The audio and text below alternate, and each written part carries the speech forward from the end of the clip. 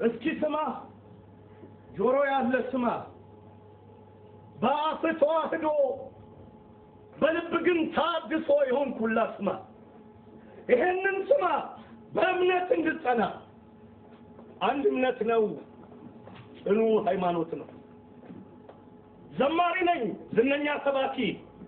የሱ አገልጋይ ዲያቆን ቄስ ባህታዊ የበቃው መነኩሴ የተዋህዶ ልጅ ምን ነኝ የጌታ እናት እመቤታችን ልጅ እያልክ በተዋህዶ ጮቤ ምትረጠውላ ስማ ይሄንን ስማ በእምነት እንድጸና እዚህም እዛም እየረገጥክ ከየእምነቱ እየቃረብክ ማገልገልና መገልገል ተምታቶብህ ከትቢያ ላይ ያነሳህን አምላክህን ለጥቅም ተጠግተህ ለእድገት ይቅር ባይ አባት ጋር በንስሐ መመለሱ ሩቅ መንገድ የሆነብህ ስማ ይሄንን ስማ በእምነት እንድጸና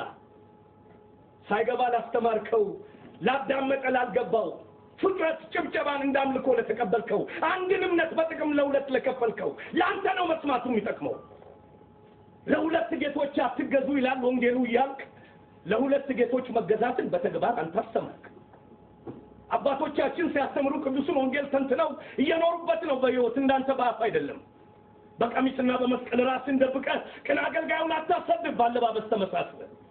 ሳትኖር እንደ ወንጌሉ በቃላት ብቻ አጣፍተህ ድምፅን አሽሞንሙነህ አውደ ምሕረት ላይ ወጥተህ እጃችሁን ወደ ላይ ያልክ እንደ መናፍቃኖች ዝላይ ታድሶን የምትሰብክ ተዋህዶን መስለ ተከታይ ለጊዜው አደናግር ሲሰጥ ፍርድ ከላይ ምእመኑን ተጠንቀቅ ጸንተቁም ባለህበት እንዳትሰናከል በኋላ አንዳ ችግር ስታይበት ጌታን ጠብቅ እንጂ ማንንም አትከተል በያለበት የሚያጠልቀው መልካም ስራ ነው እሱ ያስገባህም ገነት ይልቅ እንመካከር ተመለስ ወደ ራስህ ይሄንንም ተጋድሎ አድምጥ እንድጸና በእምነት አዎ ስማ ተዋህዶ በፉጨትና በጭብጨባ ሳይሆን በደም የተገነባች መሆኑን እንዲገባ ንገረው ይስማ